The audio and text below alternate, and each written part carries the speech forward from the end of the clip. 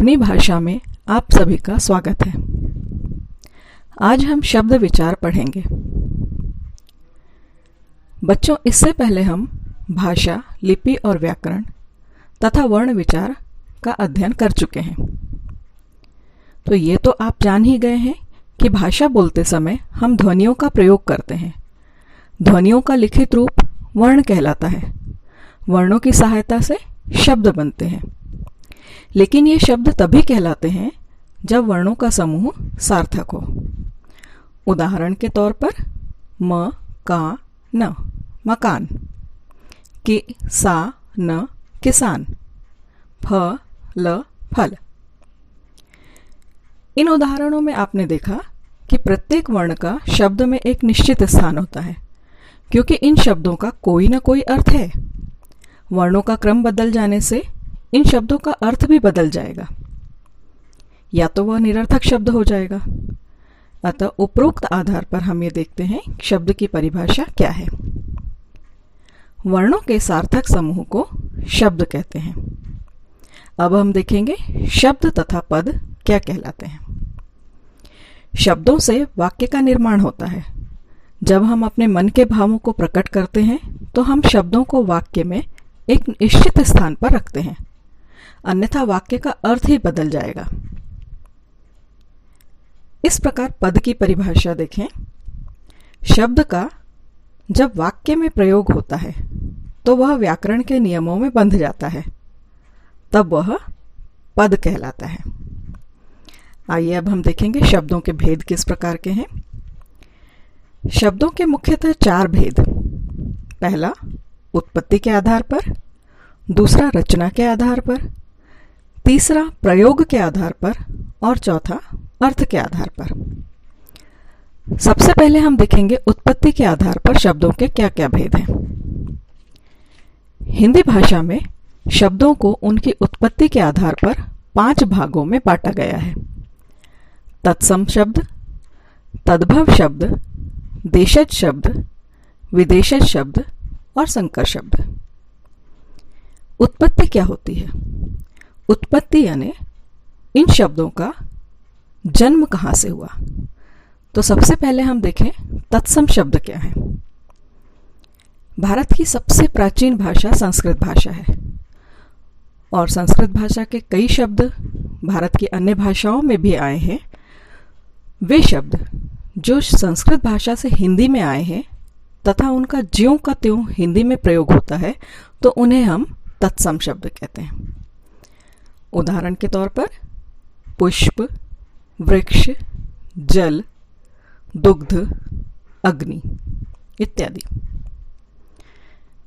अब देखें तद्भव शब्द। जो शब्द संस्कृत से हिंदी में आए हैं पर भाषा के विकास के साथ जिनके शब्दों का रूप बदल गया है, उन्हें तद्भव शब्द कहते हैं। उदाहरण जो हमने पहले लिए थे उन्हीं के तद्भव रूप देखें।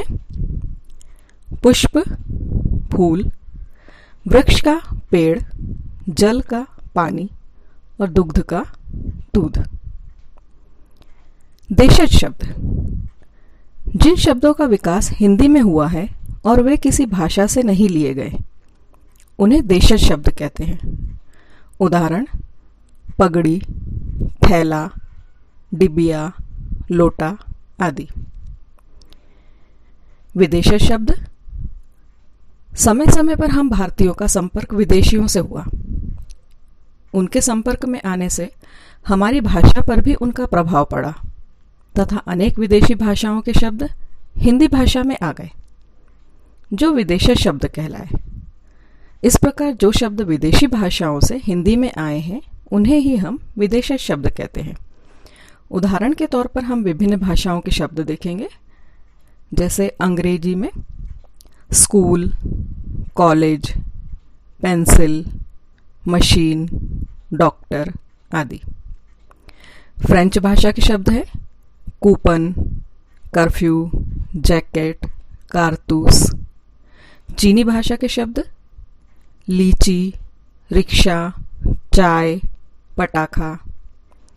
अरबी भाषा के शब्द अमीर, गरीब, कानून, किताब। पुर्तगाली भाषा के कुछ शब्द हैं गमला, चाबी, गिरजा, बाल्टी आदि। तुर्की भाषा के कुछ शब्द कैंची, चाकू, तोप, चम्मच। उत्पत्ति के आधार पर अंतिम भेद है संकर शब्द। संकर शब्द वे शब्द होते हैं जो शब्द दो भाषाओं के मेल से बनते हैं, अर्थात दो विभिन्न भाषाओं के शब्दों को मिला करके यदि हमने हिंदी भाषा में उनका प्रयोग किया है तो वे संकर शब्द कहलाएंगे। उदाहरण के तौर पर टिकट। टिकट अंग्रेजी का शब्द है। यदि इसमें हम घर जोड़ते हैं तो घर हिंदी का शब्द है। टिकट और घर दोनों मिलकर बनते हैं टिकट घर। ठीक उसी प्रकार डाक अंग्रेजी का शब्द है, खाना फारसी का शब्द है। डाक और खाना मिलकर बनते हैं डाक खाना। जन्म संस्कृत का शब्द है, दिन हिंदी का शब्द है। जन्म और दिन मिलकर शब्द निर्माण होता है जन्म दिन। अब शब्दों के भेद में दूसरा भेद देखें। रचना के आधार पर शब्दों के कौन कौन से भेद हैं।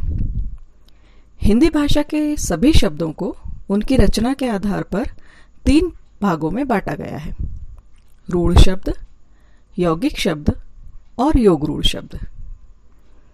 सबसे पहले रूढ़ शब्द। वे शब्द जो किसी वस्तु या प्राणी के लिए प्रयोग होते होते निश्चित हो गए हैं, उन्हें रूढ़ शब्द कहते हैं। इनके हम खंड नहीं कर सकते। यदि हम इन्हें खंड कर देंगे तो इनका अर्थ निरर्थक हो जाएगा। उदाहरण के तौर पर चंद्र, वृक्ष, पुष्प, किताब आदि। यौगिक शब्द। जो शब्द 2 या 2 से अधिक शब्दों के मेल से बने हैं उन्हें यौगिक शब्द कहते हैं। उदाहरण के तौर पर देश और भक्त, ये दोनों मिलकर के देशभक्त शब्द बनाते हैं। पाठ, शाला, दोनों शब्द मिलकर के पाठशाला का निर्माण करते हैं। रसोई और घर को जोड़ दिया जाए तो रसोई घर शब्द बनता है। रचना के आधार पर तीसरा भेद है योग रूढ़ शब्द। तो देखें योग रूढ़ शब्द किन्हें कहते हैं। योग रूढ़ शब्द भी यौगिक शब्दों की तरह ही 2 शब्दों का मेल है, किंतु जिन शब्दों में रूढ़ तथा यौगिक दोनों प्रकार के शब्दों की विशेषता हो, अर्थात जो शब्द 2 या 2 से अधिक शब्दों के मेल से बने हो पर किसी अन्य अर्थ की ओर संकेत करते हो, या जिनका कोई एक विशेष अर्थ होता है, उन्हें हम योग रूढ़ शब्द कहते हैं। उदाहरण के तौर पर पंक प्लस ज, पंकज अर्थात कमल। त्रि प्लस नेत्र अर्थात त्रिनेत्र। त्रिनेत्र विशेष रूप से शिवजी के लिए प्रयोग किया जाता है। जैसे कीचड़ में जन्म लेने वाली हर चीज को पंकज नहीं कहते, लेकिन पंकज शब्द कमल के लिए रूढ़ हो गया है। अब आते हैं हम प्रयोग के आधार पर शब्दों के भेद। प्रयोग के आधार पर शब्दों को 2 भागों में विभाजित किया गया है: विकारी शब्द और अविकारी शब्द। विकारी शब्द का अर्थ होता है परिवर्तित हो जाना, अर्थात विकार का अर्थ ही है परिवर्तन। हिंदी भाषा में कुछ शब्द ऐसे होते हैं जिनमें लिंग, वचन, कारक तथा काल के कारण परिवर्तन आ जाता है। ऐसे शब्दों को विकारी शब्द कहते हैं। संज्ञा, सर्वनाम, विशेषण तथा क्रिया शब्द विकारी शब्द हैं। दूसरा भेद है अविकारी शब्द। जिन शब्दों का रूप कभी नहीं बदलता और वे ज्यों के त्यों प्रयोग किए जाते हैं, ऐसे शब्दों को अविकारी शब्द कहते हैं। उदाहरण के लिए क्रिया विशेषण, संबंध बोधक, समुच्चय बोधक, विस्मयादि बोधक और निपात। इन विकारी तथा अविकारी शब्दों को हम व्याकरण की अगली कक्षाओं में विस्तार से समझेंगे। और शब्दों का अंतिम भेद है अर्थ के आधार पर भेद। अर्थ के आधार पर हिंदी के शब्दों को दो भागों में बांटा गया है, सार्थक शब्द और निरर्थक शब्द। सार्थक शब्द वे शब्द होते हैं जिन शब्दों का कोई निश्चित अर्थ होता है, जैसे पर्वत, तोता, आसमान, गुलाब आदि। सार्थक शब्दों का वर्गीकरण निम्नलिखित है: एकार्थी शब्द, अनेकार्थी शब्द, पर्यायवाची शब्द, विलोम शब्द, समश्रुति भिन्नार्थक शब्द। इन शब्दों का वर्गीकरण जिस आधार पर किया गया है, इन्हें भी हम आगे विस्तार से पढ़ेंगे। और अंत में शब्दों के अर्थ के आधार पर जो भेद है वो है निरर्थक शब्द। हिंदी भाषा में हम कुछ ऐसे शब्दों का भी प्रयोग करते हैं जिनका कोई निश्चित अर्थ नहीं होता। ऐसे शब्द निरर्थक शब्द कहलाते हैं। उदाहरण: चाय, वाय, पानी, वानी, जूता, वूता। यहाँ चाय, पानी व जूता किसी पेय या वस्तुओं के नाम हैं, परंतु वाय, पानी, वूता ये किसी अर्थ को नहीं बता रहे हैं, अतः ये निरर्थक शब्द है। पर ये निरर्थक शब्द भाषा का ही एक अंग है, इनका व्यावहारिक रूप होता है। तो आइए देखें हमने अब तक इस पाठ में क्या क्या सीखा। वर्णों के सार्थक समूह को शब्द कहते हैं।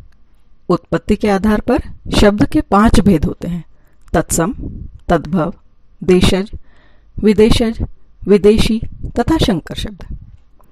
रचना के आधार पर शब्द के 3 भेद होते हैं: रूढ़, यौगिक, योग रूढ़। प्रयोग के आधार पर शब्द के 2 भेद होते हैं: विकारी और अविकारी। अर्थ के आधार पर भी शब्दों के 2 ही भेद हैं: सार्थक और निरर्थक। सार्थक शब्दों के 5 प्रकार: एकार्थी, अनेकार्थी, पर्यायवाची, विलोम, समश्रुति भिन्नार्थक शब्द। इस पाठ में इतना ही। धन्यवाद।